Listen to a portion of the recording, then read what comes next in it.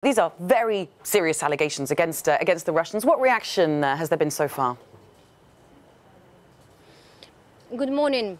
The US has taken a very dangerous path by inciting tensions between nuclear powers, and its allies need to think about it. That's how the Russian Deputy Foreign Minister Sergei Ryabkov commented the latest accusations. He called them groundless and said that the only reason why Washington is trying to put all the hackings in the world on Russians is to justify new sanctions.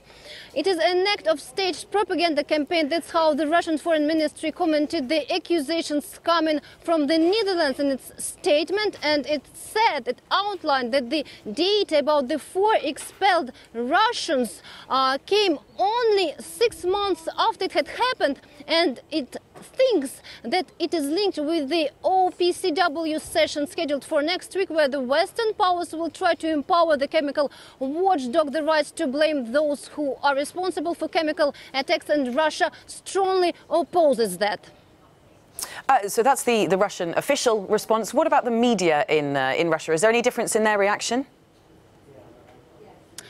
Well, there is, but a slight one. Many media are commenting the pro-Kremlin political analysts who say that those accusations are a part of a hybrid war against Russia, and that it is very hard to prove such cyber crimes, and the reason is to destroy Russia. Other media say that the West is trying to make fun out of the GRU agents who apparently forget to destroy a taxi bill where the GRU address is written, but others are quoting another investigation published late at night by the insider Russia who worked together with the Bellingcat, and they found one of those men, the man with this taxi bill, Alexei Marinets. He found in an open data source his car and an address, his work address, and it is one of the addresses of a military unit of the main intelligence directorate, former known as GRU. Galina, thank you very much. Galina Polonskaya with The View from Moscow there. And we're going to cross over now to Brussels, where we can get the European view from Brian Carter, who's there for us. Brian, what's been the reaction from Europe to these allegations of Russian cyber hacking?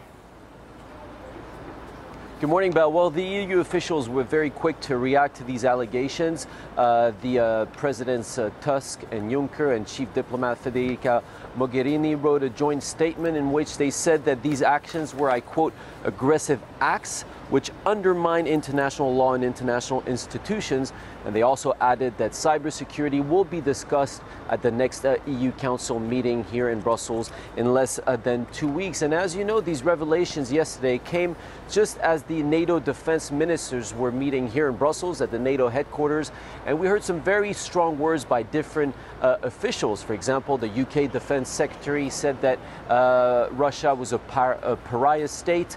Jim Mattis, the US Defense Secretary, said that it showed a pattern of reckless and irresponsible behavior. And so the allies have vowed to stand shoulder to shoulder against these actions. We know that an increasing number of NATO allies are also committing their national cyber capabilities to the alliance. The incentive here, Belle, is really to pull all the resources together and also cooperate with other institutions like the EU in order to deal with these cyber threats in the future. Now, Jens Stoltenberg, the NATO Secretary General, also said that they needed to improve intelligence, they needed to improve cooperation, and that the best tactic to respond to these attacks at the moment was essentially to stop them and then naming and shaming Russia for doing these actions. But they were quite vague and unclear as to what kind of offensive approach they would have to these cyber attacks. You know that for years now there has been a rhetoric from NATO saying that a cyber attack could be considered just like any other attack